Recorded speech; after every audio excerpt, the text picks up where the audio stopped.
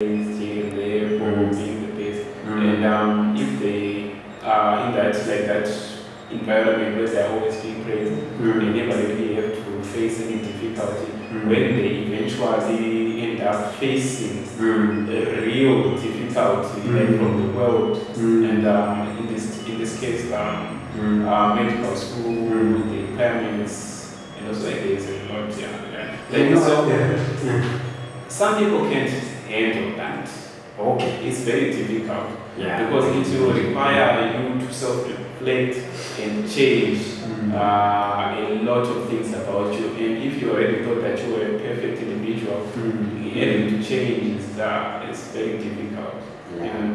So if you decide to push through this whole process, you'll find that you break yourself down and you end up becoming a better person, not just academic wise. I think even in life, you see that there are bigger things than you, and it will help you to be avoided. Sit down. Sit down. Okay, so I like imagining stuff. It's good to visualize things. So, and also when we are making our choices of which career path to take, it's good to visualize. It's good to have an idea of what you're getting yourself into. And even when telling stories, the good storytellers they're good at describing things, So I have a question. What does a typical day, just 24 hours, look like for you as a medical student? 12 to 12. What does that day look like? A typical day. Well, our days are a bit they're different. Depending on which stage you are in the whole medical school. A first year's average day is very different for final years. The average day, and also third years. Those first, third, and fifth years, they are very different. The first year is still struggling, even to just know the name of the bone. So you see that. Let me just break it down into these three, right? So as a first year medical student, you are trying to understand what's happening. You are being bombarded with information left, right, and center. You are now beginning to realize that you have to sacrifice a lot of things that you once held priority in your life. Your family, your relationships, and the like. So in the day of the first day medical student, he's probably overwhelmed. He's probably overwhelmed trying to piece together the human anatomy, trying to understand the physiology of how everything works. So how long are your lectures? And do you have full day lectures and maybe studying? How long do you study during that 24-hour period? What time do you usually wake up? What time do you usually maybe start school? And how long does that take? And what time do you sleep? How many? Let's start with this one. How many hours do you sleep? It's a good question. Well, it's almost like the one you asked, like the one about the 24-hour thing. Yes. So people are different. That's what I'll tell you. Okay. Some people they decide to wake up with they like to rest, right?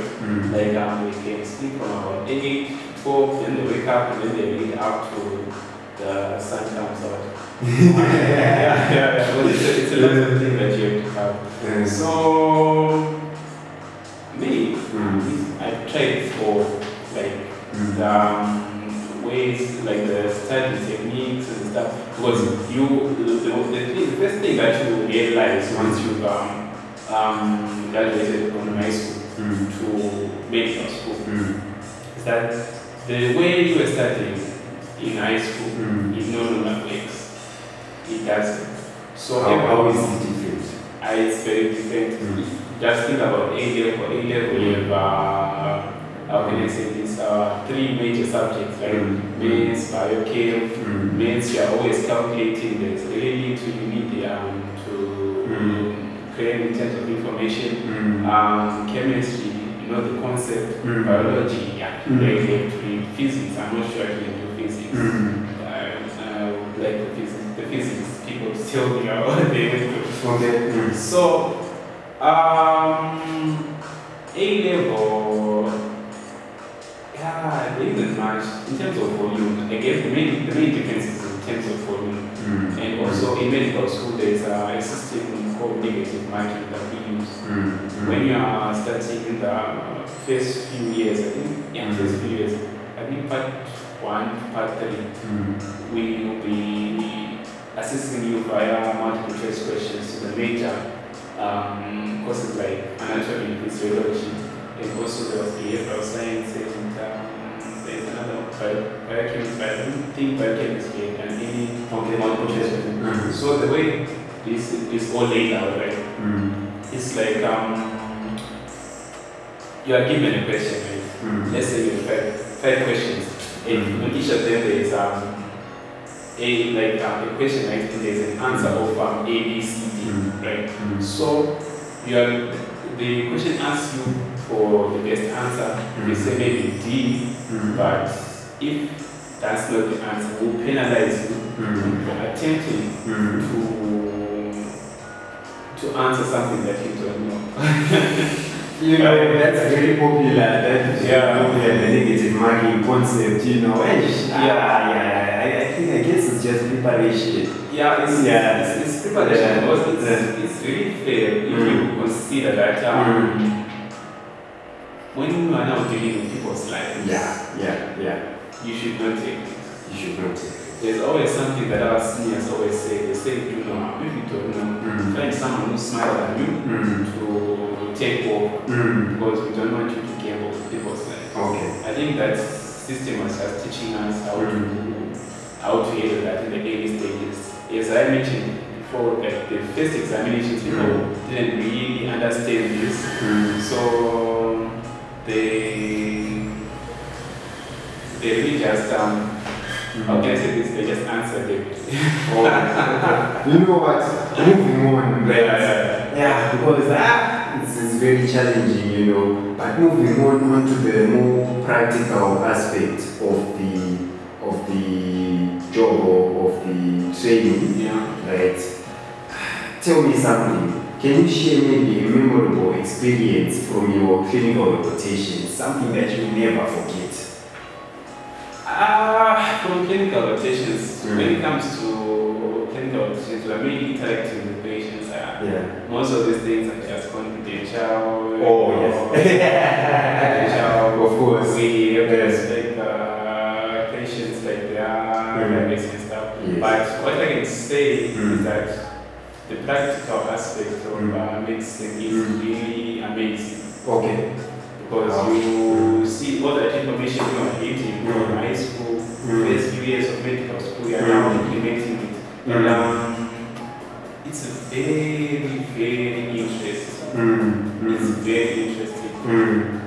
Like, I don't think I can really describe how amazing it is. Like, because we will be, when we're in clinical practice, we will be like ask the students, the junior doctors, the registrars, the consultants. So it's like a hierarchy of information. Right? You as the student, you offer your information, the junior doctors, the registrars, and then the consultant will clear everything out to see where are you guys really going wrong. Or all of you might be like, may give one answer, I think you're all in agreement, and then the consultants will just think another factor, which all of you guys didn't even think about, but it's actually critical management of the patient. So it's really a wonderful experience. It really helps you appreciate the medical field as a whole, but no one is really better than that. It all should just be really challenging because in those rotations, like, and also, during those rotations, have you identified maybe a specialty or a specialty that you are most interested in, that you want to pursue? And why that one? When I'm talking about specialty, I was thinking maybe about surgery, but especially I've been thinking about medicine as well, like physician, because the medical field is the medical field is vast. And I think with every year with improving technology, there are new specialties that are arising. So me, I just decided that I'm just going to take it easy and just when I finish, I will just do a round two. But what is really caught my eye was surgery, because surgery is a simple. I think it's simple and straightforward. Surgery, you have to know your anatomy. After you know your anatomy, I think you can cut it. As long as you have the experience to be operating on people, I think it's very straightforward. When it comes to medicine, medicine is a bit complicated. That when patients come to the hospital, they are really being treated for one condition. Because you find that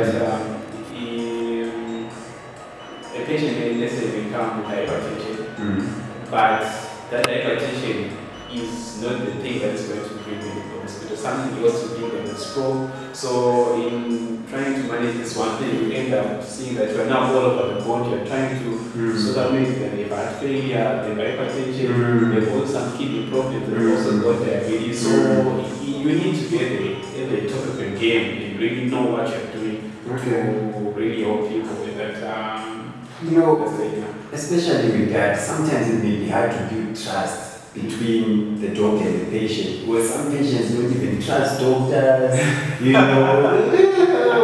do that. Hey, you want to kill me? What are you doing? What's this thing that you're putting on my body?